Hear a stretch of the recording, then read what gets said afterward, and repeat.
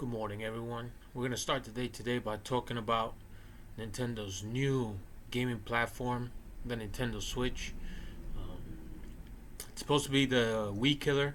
The Wii didn't do too well. I know a lot of people that play the Wii, that like the Wii.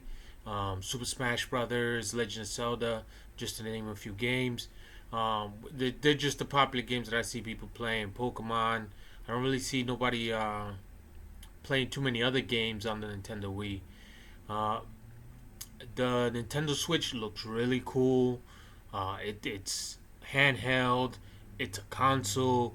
It's a really nice switch between both what was previously available with the Nintendo Wii, what they had with the GameCube, um, the Nintendo 64, which goes back a couple years. The Nintendo GameCube I liked a lot. It was a good console, had a lot of good games on it. Didn't do too well.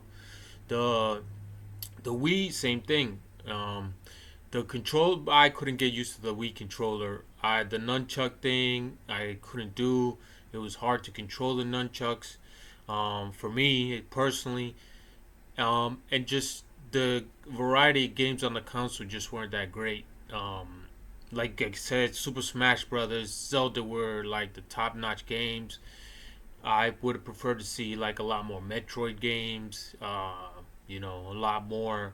They were using a lot of first-person stuff with the Zelda games, but it's just not the overall focus of the system.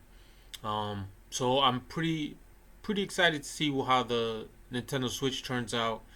Um, it's not a lot of details are available right now for the Nintendo Switch. They're just releasing, the trailer video to show the console in action, what you can do with it. Really excited.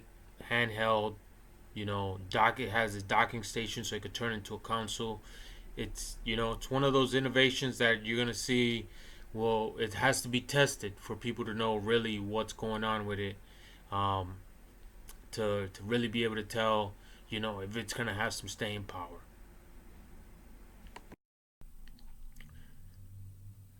Tesla has introduced some new technology recently. First, they've announced some upgrades to their Model S, Model X, Model 3 self-driving cars.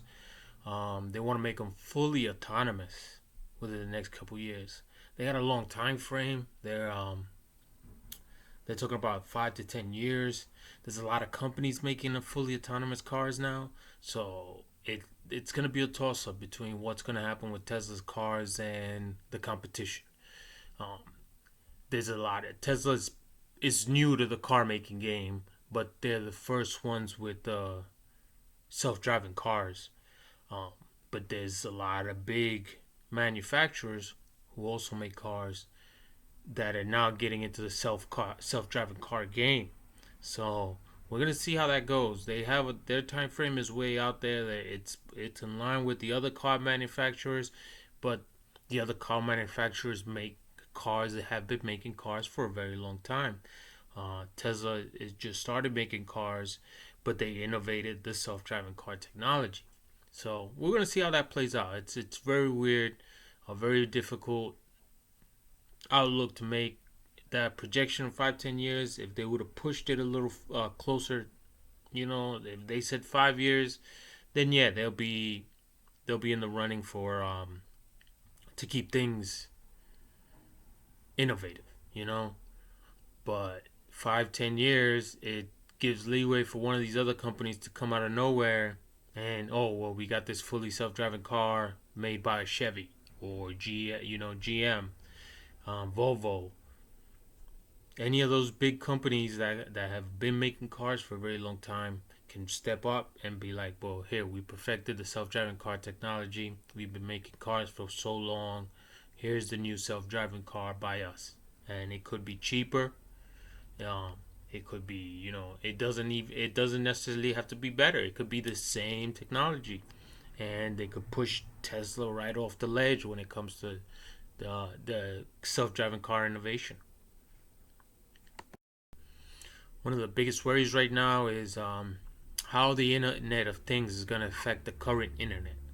What putting all those devices on the internet is gonna do, how they're gonna be handled and managed, what resources they're gonna take up, and one of the biggest worries is security. The IoT devices are not very secure. They were recently used in a massive DDoS attack, um, which again shows that poor planning, predictability. This it's your light bulb. What kind of security are you going to be implementing in a self IoT managed light bulb? It's going to be providing all this data.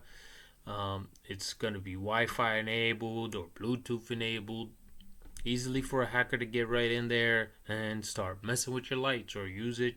If it's on the internet, it's just going to be another storage place for these guys to download all their stuff.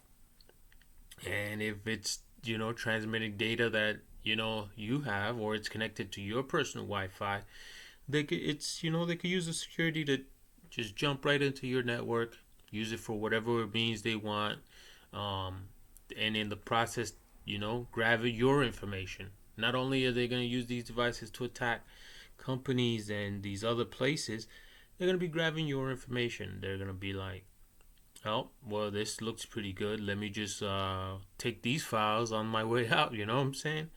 So, yeah, it's a lot of security that needs to be implemented with the IoT. There's something that we're going to have to look at, have to be very careful. There's already a list of devices that are easily enabled. You can go online and it'll say hack devices easily hacked.